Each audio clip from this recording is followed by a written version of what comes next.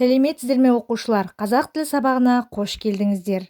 Сабағымызды бастамас бұрын бейне үзікті тамашалайық. Жеті ата. Жеті ата. Бұл қазақ халқының дәстүрлі салт санасында адамның ата жағынан тегін таратудың нақты жүйесі. Әрбір қазақ баласы өзінен бастап жеті атасының аты жөнін білуге міндетті. Мұны әке шешесі, ата әжесі үйретіп, жаттатуға тиіс. Жеті атасын білмеген жетесіз деген аталы сөзді өзіңізде білетін боларсыз. Өйткені қазақта жеті атаға дейін қыз алыспайды. Оған дейінгі ұрпақ бір атаның баласы туыс саналады.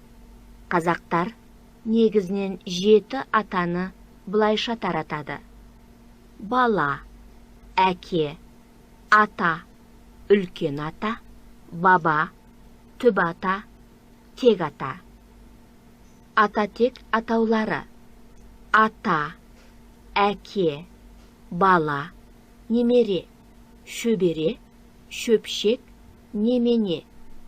Немере ата-ананың ұлынан туған бала. Шөбере немереден туған бала. Шөпшек шөбереден туған бала. Немене шөпшектен туған бала. Бұдан әрі туыстық атаулар: жүрежат, туажат, жұрағат, жат жұрағат, жекжат, жамағайын болып кете береді. Туажат неменеден туған бала. Жүрежат туажаттан туған бала. Жекжат жүрежаттан туған бала. Бүгінгі сабағымыздың тақырыбы жеті ата ел танудың бастауы. Сабағымыздың оқу мақсатымен таныс болайық. Әлеуметтік мәдени, ресми, іскери тақырыптарға байланысты диалог, монологтерді көтерілген мәселелер талдау. Энциклопедия, сөздік, балаларға арналған газет-журналдардан қажетті ақпараттарды алу, авторына сілтеме жасау. Бірінші тапсырма. Мәтінді оқып, әңгіме авторының кім екеніне болжам жасаңдар. Әкем маған ата тегімізді үйретуші еді. Кімнің баласысың? Момыштың ұлымын. Момыш кімнің баласы? Момыш Имаштың баласы. Осылайша жеті атаға дейін жетелеп отырып санатады. Ал келген қонақ ең алдымен атымды сұрайтын. Содан соң менің жеті ата жөніндегі білімді тексеретін. Ел танудың басы осылай басталатын ол кезде кім білген?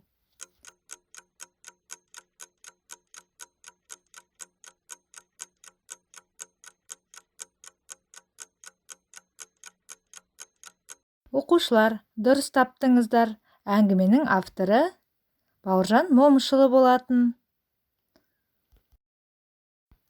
Сұрақтарға жауап беріңіздер. Бас кейіпкерге жеті атасын кім үйретті? Қонақтар неге баланың жеті атасын сұрайды?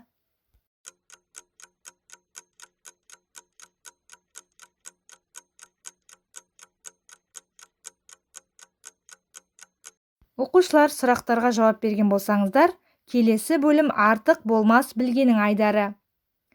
Жеті атаның өз атаулары бар.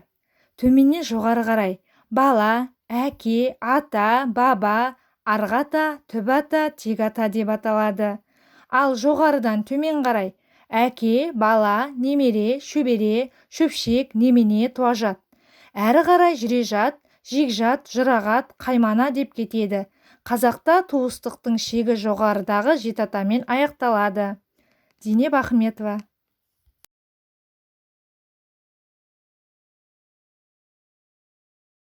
Аудио жазбадан Әбдіраштың жеті ата өлеңін тыңдап, жоғарыдан төмен қарай саналатын жеті атаға түсінік беріңдер. Диктордың дауыс ырғағына мән беріңдер. Жеті ата.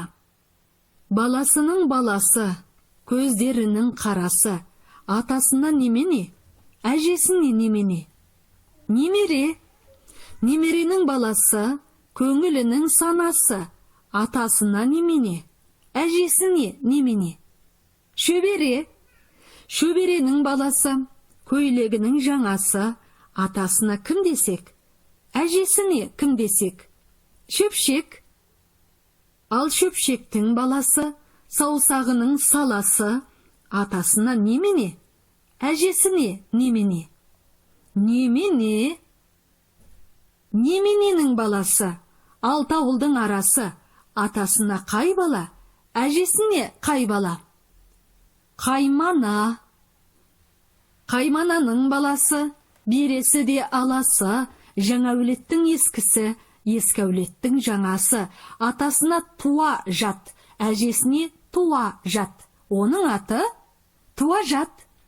Жетеуі де ірі, жетатаның бірі, болмау үшін жаманат, болмақ үшін саламат, жет отаудың тіреуі, біреуіне біреуі, үйленуге болмайды, деп аманат жолдайды. Әбдіраштың жарасқаны. Деңгейлік тапсырма. Бірінші деңгей, өз жеті аталарыңды жазыңдар. Екінші деңгей, мәтіндегі елтану сөзіне кластер құраңдар. Үшінші деңгей, жеті атаны білу қажет пе деген тақырыпта өз ойларыңды білдіріңдер. Ғибратты сөз бөлімі. Төртінші тапсырма. Төмендегі мақал-мәтелдердің мағынасын түсіндіріңдер. Жеті атасын білмеген жетесіз. Жеті атасын білмеген жетімдіктің салдары. Жеті атасын білген ер, жеті жұрттың қамын жер. Жеті атасын білген ұл, жеті рулы елді білер.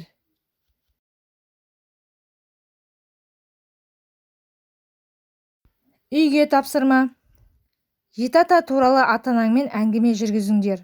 Мақал-мәтелдерді қатыстырып, диалог түрінде жазыңдар. Сабақ аяқталды. Көңіл қойып тыңдағандарыңызға рахмет.